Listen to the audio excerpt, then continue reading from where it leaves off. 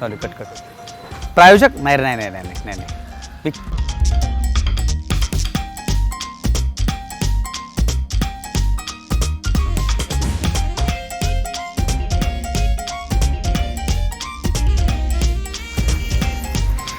नमस्कार, मी अंशुमन विचारे सर्व खवय्यांचं मी स्वागत करतो आमच्या चमचमीत एकदम चटकदार शोमध्ये अंशूचा खाऊचा कट्टा.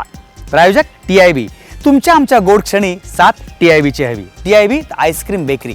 म्हणजे आज आपण आलो आहोत पुण्यातल्या कोथरूडजवळ पवण रोडजवळ भारतीय विद्यापीठ शेजारी असलेल्या सांदण या खाऊच्या कट्ट्यावर. इथे आपण काय टेस्ट करणार आहोत, काय गप्पा मारणार आहोत, रेसिपीबद्दल काय काय जाणून घेणार आहोत मी तुम्हाला इथे सांगत नाही, डायरेक्ट वरती चला मग सांगतो. या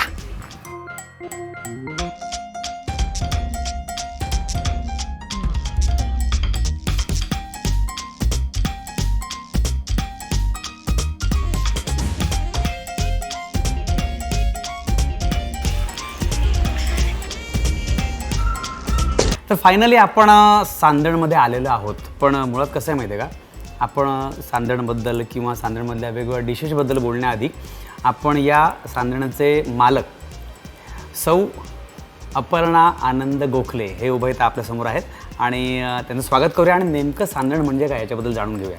अपर्णाजी आणि आनंदजी, तुमचं अंशूच्या खाऊच्या कट्ट्यामध्ये स्वागत आहे. धन्यवाद. आता सतत मी सांदण बोलतोय, पण मुळात सांदण म्हणजे काय आणि ते हे नाव का ठेवावं असं वाटलं तुम्हाला? सांदण म्हणजे फणसाचा केक. अच्छा. हां, आणि हा टिपिकल कोकणामध्ये घराघरात बनणारा पदार्थ आहे. त्याला फक्त महाराष्ट्रामध्ये पूर्ण प्लॅटफॉर्म मिळावा ह्यासाठी सांदण. वा, फणसाचा केक मला म्हणजे खरं म्हणजे पॅनकेक ऐकलं होतं, बन केक ऐकलं होतं, पण फणसाचा केक बरेच वर्ष स्वप्न होतं की आपले कोकणातले घरगुती पदार्थ त्याला एक प्लॅटफॉर्म मिळवून द्यावा असं एक डोक्यामध्ये होतं. त्यामुळे हे सांदण. खरं मी सांगायचं तुम्हाला की मगाशी मेनू कार्ड बघितलं तर सगळे टिपिकल जे कोकणात पदार्थ तयार होतात आणि खास कोकणी पद्धतीचे पदार्थ आहेत ते सगळे या मेनू कार्डमध्ये आहेत. ही कन्सेप्ट डोक्यामध्ये कशी आली? कारण जनरली काय होतं, कुठलेही महाराष्ट्र पद्धतीचे पदार्थ ज्या हॉटेलमध्ये मिळतात तर याच्यापैकी एक 20-25% असतात, पण इथे 100% तसेच पदार्थ आहेत. कोकणातले आम्ही मूळचे असल्यामुळे ह्याच्यामध्ये खूप असे पदार्थ आहेत की जे चवीने आपण खाऊ घालू शकतो लोकांना, की ज्यांना एक मास ह्याच्यावर आपण देऊ शकतो की हे आपण लोकांना सर्व करू शकतो. त्या ह्या अनुषंगाने आमची ही डोक्यात ऑर्डर हे आली, संकल्पना आली. मला सांगा मग आज आमच्या सगळ्या कट्ट्यावरच्या खवय्यांना तुम्ही कोणती डिश दाखवणार आहात? शहाळ्याची भाजी. शहाळ्याचं पाणी प्यायलं होतं, पण शहाळ्याची भाजी. Yes, tender coconut. ही कन्सेप्ट डोक्यात कशी आली? म्हणजे नाही, बेसिकली परत नारळ हे कोकणातलं प्रोडक्ट. बरोबर. बाय प्रोडक्ट बनवण्यात कोकणी माणसाचा हात कोणी धरणार नाही, तशी शहाळ्याची भाजी बनवली गेली कोकणामध्ये, जी उपासाला बेसिकली लोक खायची त्यावेळी. त्यातनं एक थोडंसं मार्केट टच देऊन आम्ही ती शहाळ्याची भाजी म्हणून इथे इंट्रोड्यूस केली सांदणमध्ये. वा, शहाळ्याची भाजी नाव ऐकून मला सुद्धा आणि खवय्यांच्या तोंडाला सुद्धा पाणी सुटलेलं आहे. तर ती आपण खायला द्याच मला, पण ती कशी तयार करतात सांगा, म्हणजे रेसिपी काय त्याची? कोथिंबीर आहे आपल्याकडे चिरलेली, गूळ आहे, ओलं खोबरं, साखर, तेल आणि शाळं.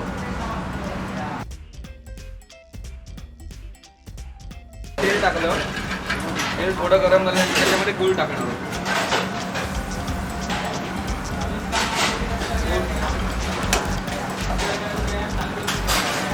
टाकल्यानंतर त्याच्यामध्ये गोडा मसाला, हळद थोडीशी, थोडंसं रंगाचं तिखट आणि थोडंसं लाल तिखट आणि थोडंसं पाणी टाकायचं. पण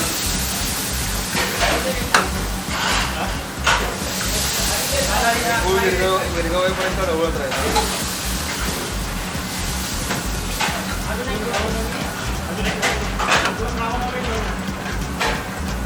आता आपण जे शाळा टाकणार आहोत.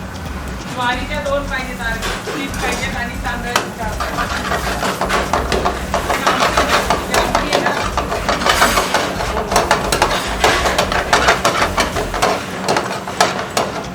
आता याच्यात थोडीशी कोथिंबीर,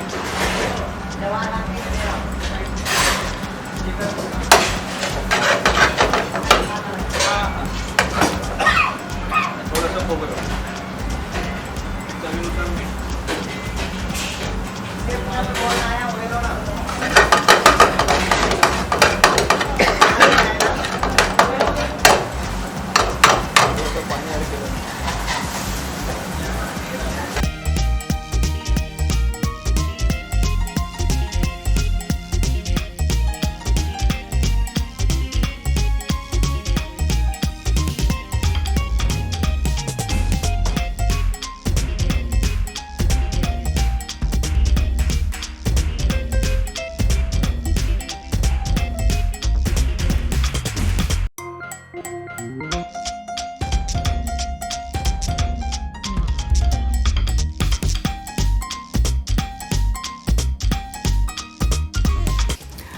तर मग शहाळ्याची भाजी कशी करतात त्याची कृती बघितलीत तुम्ही बघितलीत, मी बघितली.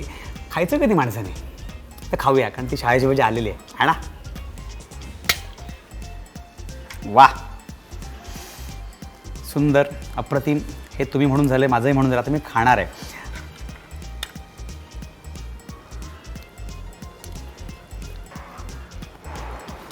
वा, म्हणजे आपण कधी बीचवर गेलो, शाळा घेतो, पाणी पितो, शाळा टाकून देतो. मग कधी शाळा पण खातो. ते काम करा, बीचवर गेलात तुला सांगायचं, अण्णा पानी देना सेपरेट, शाळा निकल के देना सेपरेट, बाद में मैं उसका भाजी बनाता हूँ, उसको खिलाता हूँ.